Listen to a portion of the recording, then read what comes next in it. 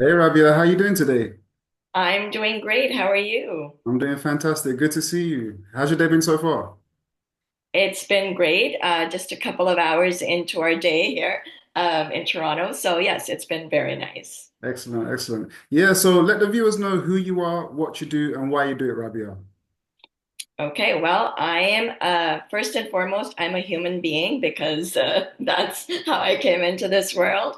But over the time, I've discovered some gifts that I've received, and one of them is helping people. And I've found myself life coaching came to me. I didn't necessarily was seeking it, and so I became a life coach. And today I help people find the life they love and the love of their life as a life and relationship coach. And I just love helping people, and that's my main reason um, to do what I do because I know what it feels like to be alone and undirected, and so it's my way of giving back to the world.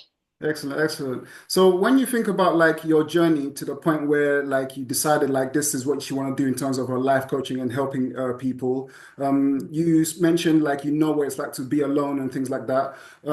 But you know, upon your own journey, can you like say like when it was that you actually thought like, aha, like this is what I want to do because of these reasons, or what was that journey like for you? Yeah, that's a very good question because mine was backwards. Like it came to me rather than me seeking it. And sometimes I've always had some qualities. I've been non-judgmental with friends, and all my friends would always say, "So easy to talk to. You don't judge us when we speak." And so there were lots of qualities that I innately had, but didn't know that they were my gifts. And so when I hit rock bottom in my own life after the end of a relationship, and I started going inwards and discovering myself, and I hired a life coach. And in the process of hiring the life coach, I went down this journey of introspection and personal development. And I then realized that all the things that I was doing my whole life, I was doing what I'm doing now, but I just didn't have a title. Right. And so I said, I had founded a nonprofit as well to empower women to empower themselves. And I went into life coaching thinking this is a credential that would benefit me as I help other people. And just one thing led to another. And I found that relationships are the core of our lives. I think everything that happens to us is a result of a relationship. We wouldn't experience anything in the inner world. So all of these things packed together, I then wanted to focus on relationships and life coaching, and in particular, how we use our mindset to work with us for our relationships. Yeah, yeah, I definitely agree that relationships are at the core of the human experience. And when it comes to relationships, like we've all had different struggles in the past, in previous relationships, and we navigate through those to get to where you are now, to get to where we are now. So you mentioned like hitting rock bottom at some point, right? So like, like I said, we all have these struggles in relationships. How did you navigate through that time to get to where you are now? So at that time when I hit rock bottom, I surrendered because I realized that there's so little that I can control. I can't control my anybody outside of myself. And so the number one thing I did was surrender to the circumstances. And I also made a decision never to do, never to let other people's idea of what my life should look like be the ruling force in my life. And so I basically reinvented myself, but not reinventing, but more like becoming. And I think that a lot of people want to create change in their life. And ultimately, I think what we truly want to do is just become more comfortable within ourselves. Right. And so that was my decision. I hired a life coach, and within 6 weeks of that process, I stumbled onto things that I'm passionate about, like helping people and, empowering women and now empowering everyone because I think it's relationships are so important. We can't just focus on ourselves, although that's the most important. part of our life journey. I think our number one purpose in life is to know ourselves, and everything else is secondary. So that for me, that was um, a crucial point. Yeah, yeah, yeah. Like we all like go through different times in our life, and like before we can feel empowered in ourselves, we do need to get past any feelings of being at rock bottom, so to speak. So like rock bottom is different for different people. What would you say some of the factors were for you that made you feel like you had hit rock bottom? When so I knew I'd hit rock bottom when someone that I cared for deeply was no longer in my life. And I was so attached, so desperate, so in like needy to have that person back. Right, And I felt like I'd lost my power. And right. and I couldn't get up in the mornings. It's like, I mean, I was functioning like a zombie. I would get up, go to work, come home, and that was it. But with the help of my life coach, he presented me with this mind power training. Mm, And with that mind power training, which I use with all my clients now, because I think we really need to give our minds a tune up. We take our cars for the tune up, we do all sorts of things to repair things, but we never think about giving our minds a tune up. And so he gave me this mind power program. And it was like I was this dried up sponge listening to it. It just nourished me. It just made me think that I am so in control of my mind.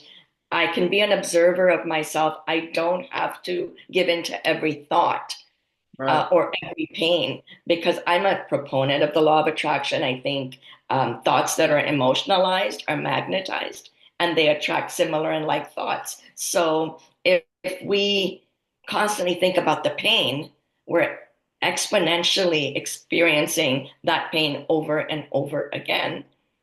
And we're actually removing ourselves or making ourselves further from everything that we want because we're recreating the pain rather than the direction or the love or the warmth and the kindness and the joy that we truly want to experience. So it was like deciding, what do I want to think about? Do I want to think about what I've lost or what I can gain? And I made a decision that I am whatever I'm doing right now is for myself, and I'm just going to follow what I feel to be right and not let my mind trick me into thinking what I want is wrong.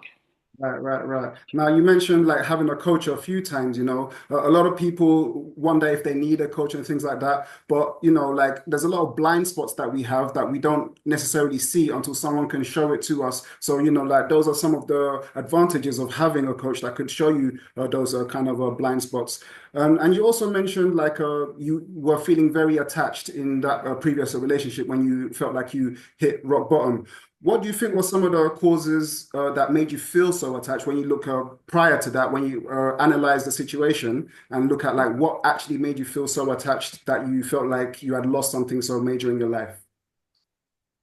That's a great question because attachment is something that it's like a possession. It's not connection. So I recently had a conversation with a few people about connection and attachment. And I see attachment as a destination. And it is something that we're striving towards, but we forget about the journey. And I see connection as the journey because it's about cultivating closeness, trust, um, love. And love is a verb, as we all know. It's through action that we feel it. So it's about the doing and the being versus attachment is about the having. Right, right, right. And So I wanted to have this person in my life because I'd never experienced that type of love before. And I just wanted that love back. okay, great, great. So when you say like attachment is like the goal, like do you feel like that is like what you wish to strive for and something to attain, or how do you feel about attachment? Right. No, I don't think it's something we should strive for personally. I definitely think that it shouldn't be the goal. Um, but it can indirectly become the goal when we are attached because Right, we're right, so like we so desperately want that one experience never to end. And so that was my case. I never wanted that connection and love to end. And when this person left me high and dry, I'm like, oh my God, what am I going to do without this? right, right, right, right. And so I felt depleted. I felt empty. I felt like I needed something to make me feel loved. Right, right, right. Mhm. So like, once that had like exited your life where like this thing that you were attached to or this person you were attached to was no longer there to serve that need, where did you channel that need, like, or how did you redistribute that need for attachment, or what did you reattach yourself to, if anything? So, yeah, I went into my life coaching process to salvage a relationship, to get this person back. I'm doing something wrong. There's something wrong with me. And in that whole process, I'm so grateful for that experience because I actually discovered myself. Right. And so it was initially it was I want to salvage this relationship, but then I'm discovering that I don't even need this person. And I am capable of being independent, giving love to myself, something that I'd never thought of doing.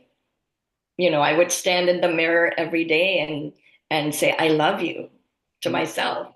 And that experience was really emotional because I would weep.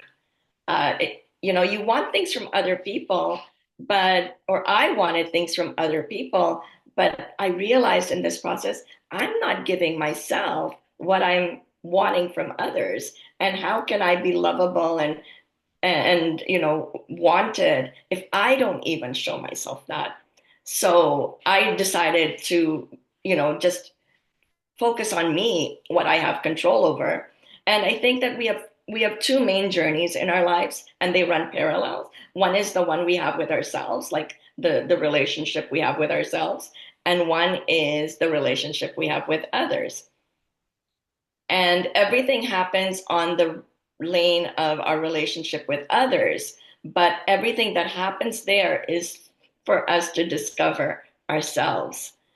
And not, it's almost, I say it's a cliche that life isn't happening to you, it's happening for you.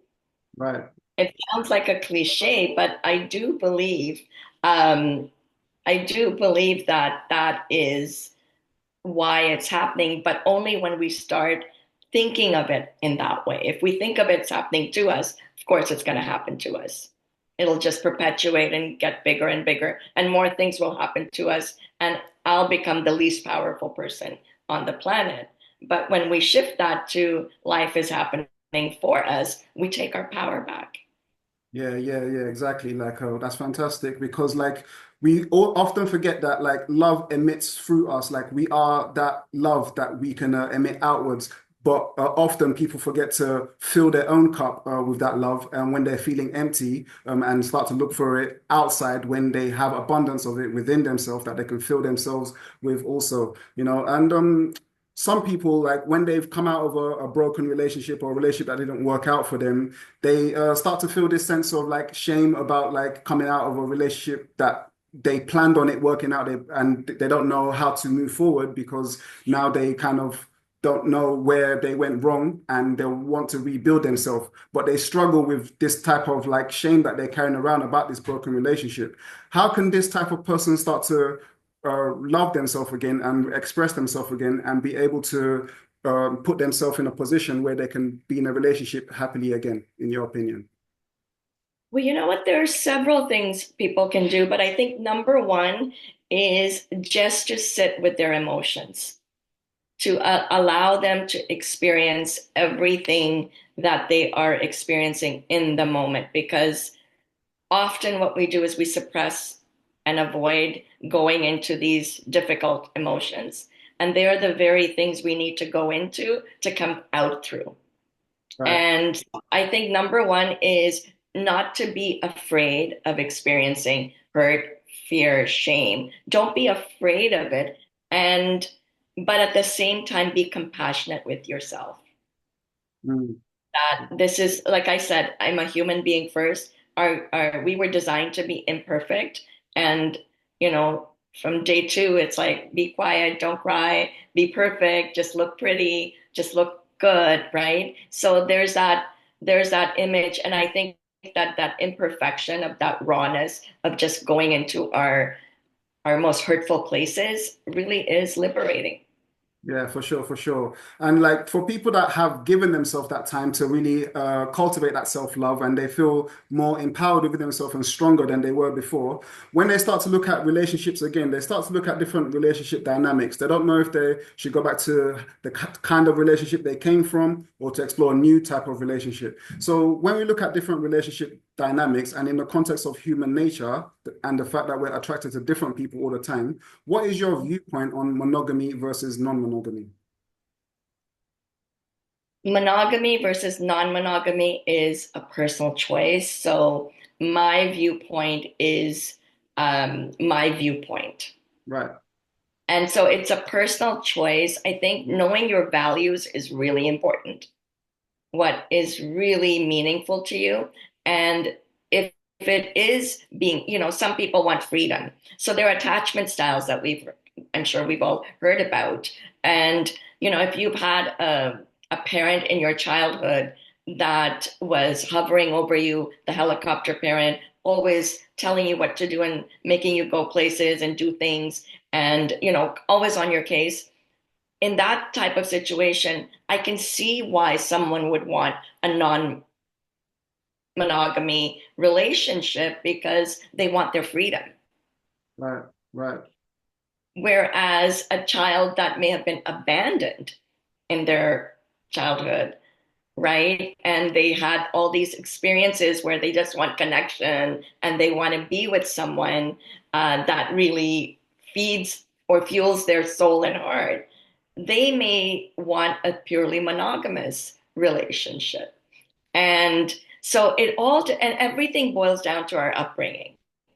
Yeah, Our relationship habits are founded in our childhood and how our parents and our life experiences happened. I would say under the age of 10, some say, under the age of 25, but I say that the first 10 years of our lives are the times when we develop a lot of these characteristics that take us to our adult life in our patterns of what we want and what we don't want. And often, when we don't know our values, we end up finding situationships versus relationships right, because we don't know what we want. We don't know what's important to us. And so it's really important to sit down for 5 minutes. Another advice I would give that person that's looking for that new relationship is sit down and write your top 5 values and why they're so meaningful to you. right. Why are they so important to you for you to have them? And maybe reflect on your childhood and see, were these things missing in my childhood or what did I have ample of them? Right, right, right. Yeah. Our childhood definitely has a significant impact on our behavior patterns as adults and in relationships as well, you know. And when we talk about like these like patterns that people have, when we look at people that are in a monogamous relationship, but maybe one of them has a background on one side of the spectrum, what you mentioned, and the other has a background on the other side of the spectrum, what you mentioned. And one of them would like to open up the relationship, like because of their maybe their upbringing, but they're in a monogamous relationship and they don't know how to communicate this to their partner. In your opinion, what kind of ways can they open this conversation, or do you think they should suppress that feeling because of the kind of person their partner is? And do you think that's a good idea for them going forward, or what is your opinion on that situation? That's such a personal question, right? I think that if two people trust each other Right, and they're committed to the relationship. So I think commitment's really important to think about. What are you committed to, and why is it so important to someone to go outside of that relationship? For what is it that's missing in the current relationship that they need to go outside for. And sometimes people have deal breakers, right? And you have to decide what you want and what your values are. And two people have to express themselves to each other. And if they can't meet each other somewhere, rather than turning that relationship into a situationship, because where there are no definitive bind, like relationships do bind you, but they don't have to, you don't have to be bound by them. Right, right, But there are certain commitment, what is commitment to you? And so asking each other, what's the commitment that we have? Do we have enough trust in this relationship? What's missing in this relationship that one partner would need to go outside? And why is it that they want an open relationship versus parting and going into another relationship? I don't know the stats on this, like in terms of what the success rate of open relationships is, but I personally know several people who have been in an open relationship, and all of them have not stayed together in that scenario. So just out of personal experience, but I'm not sure what the stats would be right, on right, that. right. Yeah, communication is definitely key in all aspects of relationships. And speaking about trust within relationships, some people are both monogamous. They've both chosen monogamy, and that's the path they want to go down. But one partner is always jealous of the other partner. Like, even if nothing is going on, it might just be like, oh, you was looking at this other person, or I think you're thinking about this. You're paying attention to this place. How can this be overcome in like a relationship where one partner is continuously jealous and the other partner is getting frustrated because of this jealousy when nothing's going on? Right. So that goes back to jealousy is an internal experience. It's not necessarily rooted in a reality, Right. and it's an insecurity of some sort. And so when you're experiencing something on the inside, like jealousy or worry or fear, which is jealousy would be rooted in fear. When you're experiencing that, it's really to look at oneself versus project what you're feeling to your partner and creating more, differences or a disturbance in that relationship. So I think that if someone is feeling jealous, it's time for introspection and not to create, not to make a situation, a relationship, um, needlessly go down a path. Now, if you have valid reasons to feel that jealousy, then it's about communication, as you said. Speak about what it is that you're feeling jealous about, and asking yourself, self inquiry is really good. Is it true? You can ask yourself, is it true, or am I feeling this? Right, right, right, right. Like So facts and sometimes, yeah, Mhm. go ahead, go ahead. Sorry, I just wanted to add facts and feelings. So everything you're experiencing in the inner world before you share it with your partner, Right, right, right. go through a little bit of a process. Is it true? Am I feeling this? Or do I actually have evidence in my external world to match my feeling? And if those evidences are there, then have that communication by saying, this is what I'm feeling, and this is why I'm feeling it. Right, right, excellent. Yeah. Sometimes when that jealousy occurs, it's not rooted in anything. There's nothing behind it, but sometimes there is actually something going on. So in the case of like someone in a relationship is feeling jealous about the other person in that relationship, but the truth behind it is that the other person has actually stepped out of the relationship and infidelity has actually happened, and they've been keeping this secret from their partner. And so their partner actually had a reason to be feeling jealous. They just weren't aware of what was going on. So now the person that has stepped out of the relationship is now carrying around this sense of guilt about what has happened. And they actually want to communicate this to their partner, not to live a lie no more, like they kind of struggling with the situation. How can they communicate what has happened to their partner without totally destroying the relationship? And also, how can their partner deal with this information as they receive it? I think honesty and taking responsibility and being accountable for infidelity or anything that anyone steps out of a commitment, right? It's a partnership. There's a commitment. I think it is a difficult thing to do. A lot of people don't do it. In fact, I would even venture to say majority of the people don't do it because of the shame and the guilt and the fear of losing someone. But I think it's a great thing to do. And um, I think truly owning your wrongdoings is liberating. So you actually help yourself by doing that.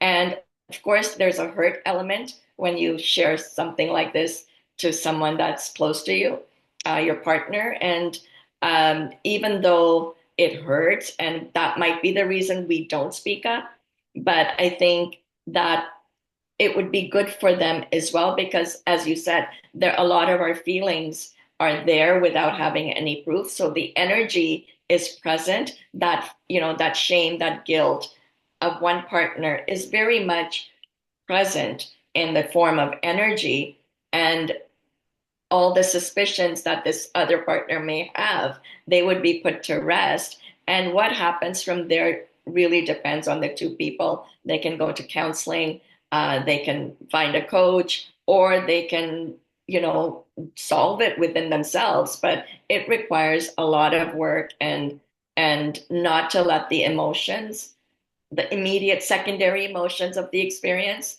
uh, take control of the experience. Right. Now, looking at like brand new relationships, like when we embark on a brand new relationship, a lot of people tend to feel a lot of butterflies. They're very excited about this new person that they've just met. And to the point that some people, they really want to immerse themselves in this new relationship. But once they start doing that, they start to lose their sense of self in that process. So, how can people immerse themselves in a brand new relationship without necessarily losing their sense of self in the process? Great question. You're asking amazing questions. How do you not lose your identity? It's to know who you are before you start, because it's so easy to become or take on someone else as their identity. Like children, mothers do it with their children, wives do it with their husbands, and I would say some husbands do it with their wives. Um, but uh, but I think it's really important to know who you are and what your value. It just boils down to what your values are, and not be taken in by your beliefs. Because a lot of our upbringing, we have a lot of beliefs, and not every belief serves us. So it's really important to know where the values and the beliefs contradict. And because in my culture, I'm from the South Asian culture, and our we're taught to serve the husband or the children. So our identity is actually, there's a belief system that that's what we're supposed to do. So knowing that belief system and saying, no, that's not what I'm supposed to do, and I can be independent of this person. And I think the other key thing is, like, we can have independent relationships, we can have dependent relationships, and we can have interdependent relationships. And interdependent relationships is where you keep your identity, your partner keeps their identity, but when you come together, you have a third identity. So having three identities in a relationship is really crucial so you don't lose yourself in that relationship. And it takes work. It's not something we can just, wake up one morning and I'm going to have an intradependent relationship today. It doesn't work like that. It's a work in progress, and self-awareness, becoming an observer of the self, knowing not to let your thoughts get the better of you. Yeah. When we speak about intra-dependent relationships, it really is two wholes coming together to create more out of themselves, as opposed Yeah. to two halves coming together trying to make a whole when neither of them were whole in the first place. So it is a very different style of approaching relationships, indeed. Yeah. So Rabia, thank you so much for coming on. Thank you for everything that you shared. Where could people find you, find out more about you, and find out more about what you do? Right. Well, I can be found at on my social medias. I am Rabia Piracha. I also host a podcast, The Rabia and Sana Show. And so you can find me on Instagram there as well, or you can email me at rabiasparkfactor@gmail.com. Excellent. And for the viewers, all of that information will be in the description so you can get in touch with Rabia and find out more about what she does. Once again, Rabia, thank you so much for coming on. Any final words before we wrap up? You know what? I just invite everyone to be their whole self. Don't worry about being your best self because your whole self will guide you best. So be your full self. Excellent. Thank you, Rabia. Thank you. Have a wonderful day. You too.